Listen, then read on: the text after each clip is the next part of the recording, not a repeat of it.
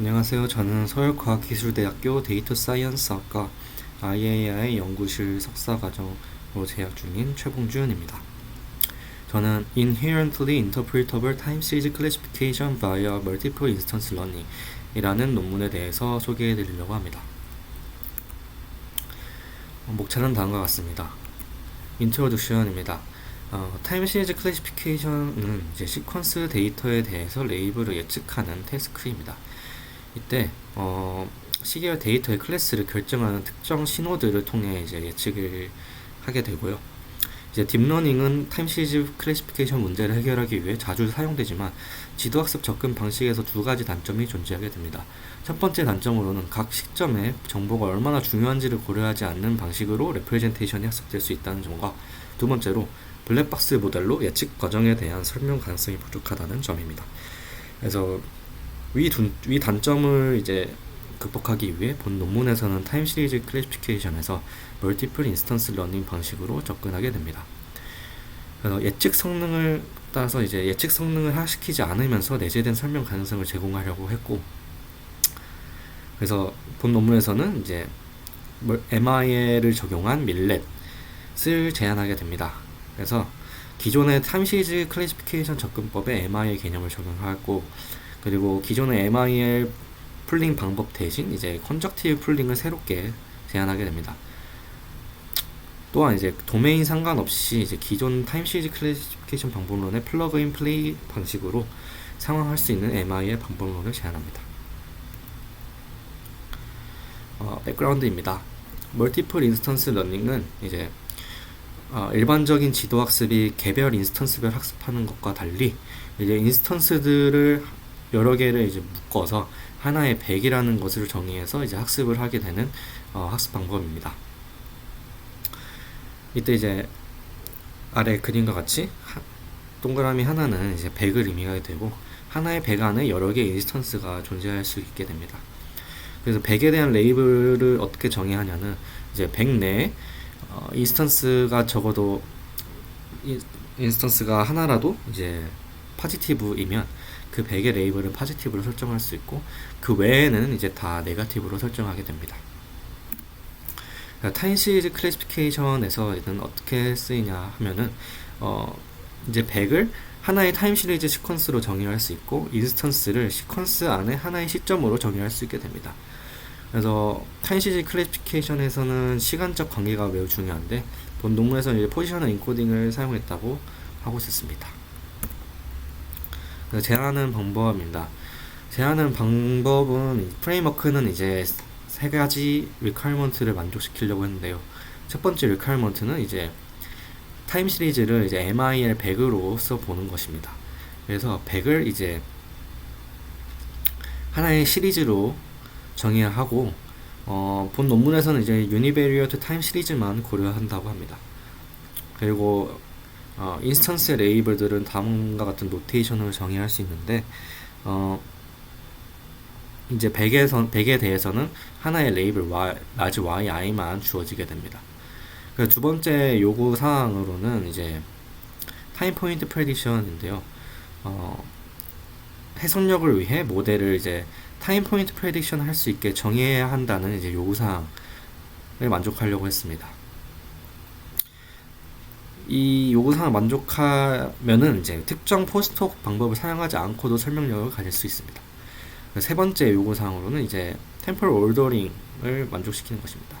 타임 시리즈 클래시피케이션에서 타임 포인트의 순서를 고려하게 되어야 됩니다. 근데 고려한다고 하면은 MIL의 기본 가정에 인스턴스들은 서로 독립적이다라는 가정과 대조된다고 저자는 언급하고 있었습니다. 그래서 본 프레임워크의 소개를 하기 앞서서 일단 딥러닝에서 이제 타임 시리즈 클래시피케이션 아키텍처는 두 개의 모듈로 정의를 할 수 있는데요. 퓨처 익스트랙터와 클래시파이어 이렇게 정의를 할 수 있게 됩니다. 아래와 같이 이제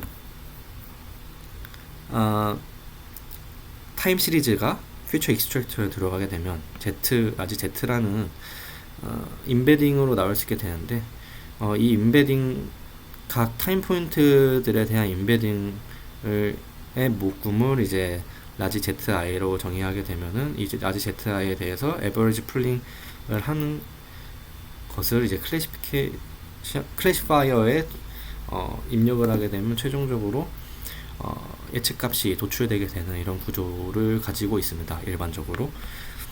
그럼 이런 구조를 사용하게 되면은 앞서서 말씀드렸던 요구사항 1과 3은 만족을 할 수 있게 되는데요.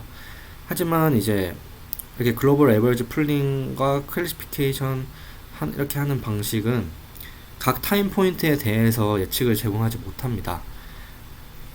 그래서 두 번째 요구사항을 만족할 수 없게 되는데, 따라서 본 프레임워크에서는 이제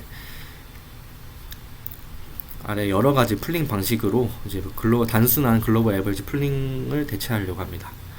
그래서 이렇게 네 가지를 이 프레임워크에서 사용할 수 있게 하면서 마지막에 이제 컨적티브 풀링이라는 방식은 새롭게 저자가 제안을 하고 있었습니다. 그래서 풀링 방식에 대해서 먼저 소개해드리면, 첫 번째 풀링 방식은 어텐션 풀링입니다. 이렇게 오른쪽 그림과 같이 타임 포인트 인베딩에 대해서 어텐션을 계산하고 이 어텐션 웨이트로 웨이티드 풀링을 진행하게 됩니다. 그러면 이 풀링된 하나의 이제 인베딩을 이제 클래시파이어의 입력으로 사용해서 최종 예측값을 도출하는 방식이 이제 어텐션 풀링 방식입니다. 두 번째로 인스턴스 풀링 방식은 각 타임 포인트 인베딩을 클래시파이어의 입력으로 사용을 하게 됩니다. 하는 방식입니다. 그래서 각 타임 포인트에 대한 예측값을 도출할 수 있고, 이 예측값들을 에버리지 풀링하는 방식이 이제 인스턴스 풀링 방식입니다. 그리고 에딕티브 풀링 방식은 타임 포인트 인베딩에 대해서 각 타임 포인트 인베딩에 대해서 어텐션을 계산하고 어텐션 웨이트를 이제 타임 포인트 인베딩과 곱합니다. 그 다음에 웨이티드 타임 포인트 인베딩을 이제 클래시파이어의 각각 입력으로 사용하게 되면 각 타임 포인트에 대한 예측값이 나오게 되는데, 이 예측값들에 대해서 에버리지 풀링을 하는 방식이 에딕티브 풀링입니다. 그 이제 본 저자가 새롭게 제안하는 풀링 방식인데요. 컨적티브 풀링은 이제 앞선 어텐션 풀링, 에딕티브 풀링과 다르게 타임 포인트 인베딩에 대해서 독립적으로 어텐션 웨이트과 타임 포인트 프레딕션을 구하게 됩니다. 오른쪽 아래와 그림과 같이 이제 타임 포인트 어텐션 웨이 각 타임 포인트에 대한 어텐션과 각 타임 포인트 프레딕션을 이제 병렬적으로 패러럴하게 구하게 됩니다. 앞선 방법들은 다시 이제 시퀀셜한 방법이었습니다. 네. 그래서 이제 패러럴하게 구할 수 있다는 점에서 새롭게 제안을 하고 있고, 저자는 이렇게 구조를 이렇게 설계했던 이유로는 이제 클래시파이어가 어텐션 결과에 의존하지 않게 되는 효과를 기대했다고 합니다. 그래서 원래 인베딩을 사용하기 때문에 더 로버스트하게 학습되는 효과를 기대했다고 합니다. 그래서 컨적티브라는 이제 단어를 왜 썼냐고 이제 설명을 했었는데, 그 이유로는 이제 특정 시간 지점이 차별적인 요소로 간주되기 위해서는 어텐션 메커니즘과 클래시파이어 모두에 의해 중요하다고 간주되어야 함을 강조하기 위해 사용했다고 합니다. 그래서 이런 풀링 방식을 새롭게 제안하였고, 이렇게 풀링 방식을 사용하게 되면은 앞서 소개해드렸던 요구사항 2의 타임 포인트에 대한 해석력을 가져야 된다는 요구사항을 만족할 수 있게 됩니다. 그래서 인스턴스 풀링 방식은 이제 타임 포인트 프레딕션을 제공하고, 에딕티브 컨적티브 풀링 방식은 타임 포인트 프레딕션과 어텐션 스코어를 둘 다 제공한다는 특징이 있고, 어텐션 풀링 방식은 어텐션 웨이트를 제공한다는 특징이 있습니다. 근데 이제 여기서 어텐션 웨이트는 각 타임 포인트에 대한 중요도만 표현하게 한다는 이제 특징이 있어서, 그러한 점에서는 살짝 이제 한계가, 해석력에서 한계가 있다고 이제 저자가 설명하고 있었습니다. 그래서 밀레 프레임워크 디자인으로는 이제 기본 모델로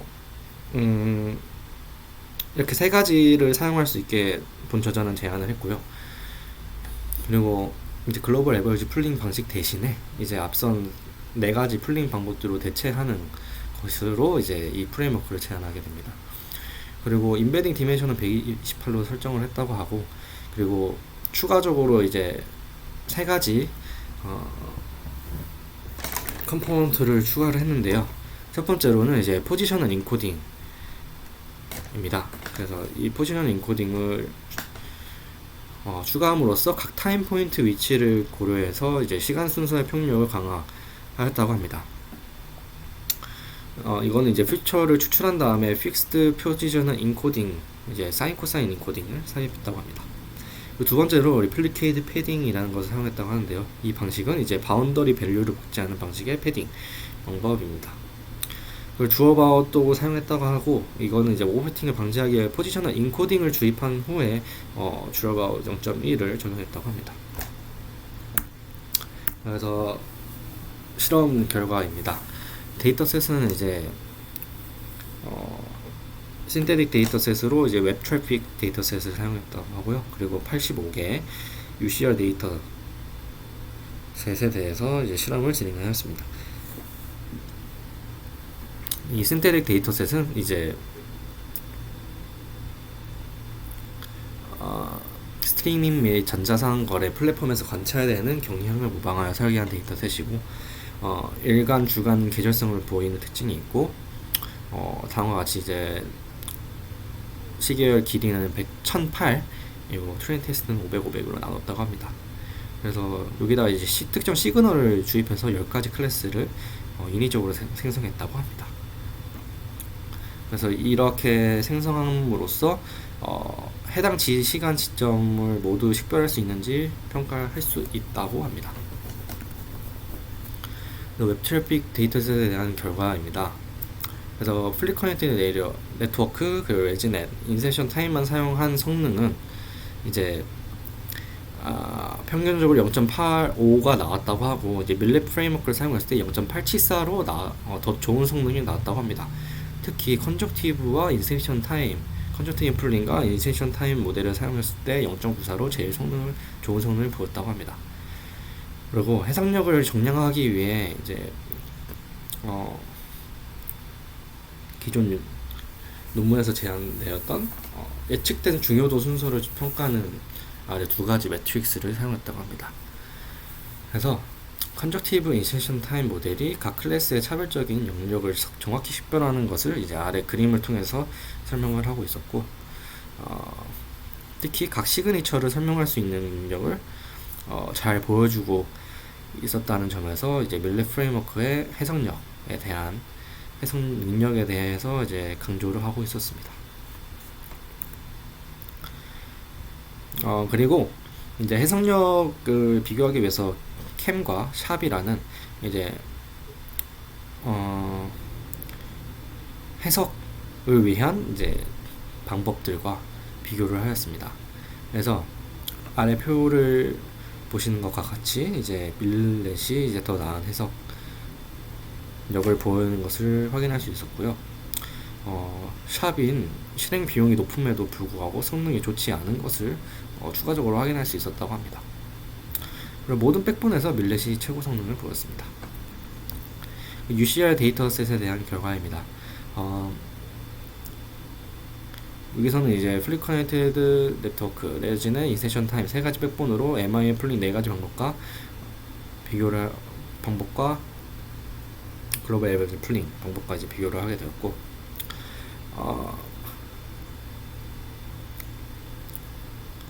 컨저티브가 이제 글로벌 에버리지 풀링보다 좋은 성능을 보였다고 합니다. 특히 컨저티브 인셉션 타임을 같이 사용한 게 이제 0.856으로 제일 높았다고 해서 이제 세 가지 백본과 컨저티브 풀링 방식을 같이 사용한 이 세 가지 방법과 이제 소타 모델들을 각각 다 오른쪽에서 보시는 것과 같이 비교를 하였고,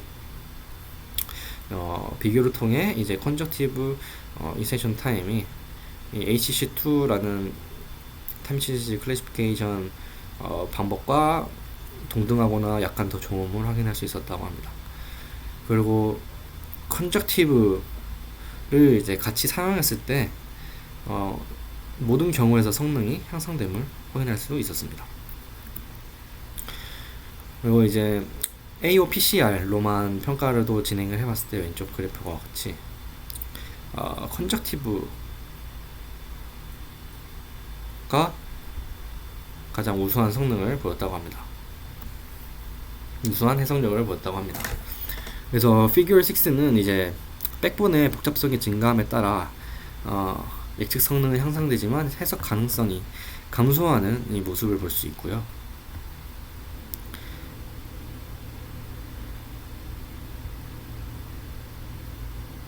그리고 피규어 7을 이제 보시게 되면은 캠샵 밀렛의 해석력을 비교한 것을 볼 수 있는데 밀렛은 이제 캠에 비해 더 희소한 설명을 제공하는 것을 확인할 수 있었고 더 작은 영역에 집중하는 것 그리고 적은 수의 차별적 시간 지점을 반환하는 것을 확인할 수 있었습니다. 결론입니다. 밀렛 프레임워크는 시계열 분류를 위해 MI의 방법론에 대한 최초의 연구라고 합니다. 그래서 기존의 MI의 풀링 방법 대신 컨적티브 풀링을 새롭게 제안하였습니다. 밀렛은 이제 85개의 UCR 데이터셋과 연구에서 제안된 웹 트래픽 데이터셋을 통해 성능을 입증하였고 밀렛이 이제 모델 행동에 영향을 미치는 요소를 지역하고 해석하며 설명하는 내재적 메커니즘을 제공함을 확인할 수 있었습니다. 그리고 대부분의 경우 예측 정확도가 향상됨을 확인할 수 있었습니다. 저자는 이제 퓨처워크로 다변량 데이터에 대한 연구를 진행한다고 하였고, 그리고 로켓과 같은 이제 타임시리즈 클래시피케이션 방법론과도 이제 이 밀렛 프레임워크를 이제 확장시킬 수 있다고 하고, 사전 훈련된 GAP 모델을 가져와 MI의 풀링 방법으로 대체한 다음에 파인 튜닝하는 할 수도 있는 이제 연구 가능성도 존재한다고 합니다. 네, 이로써 발표를 마치겠습니다. 감사합니다.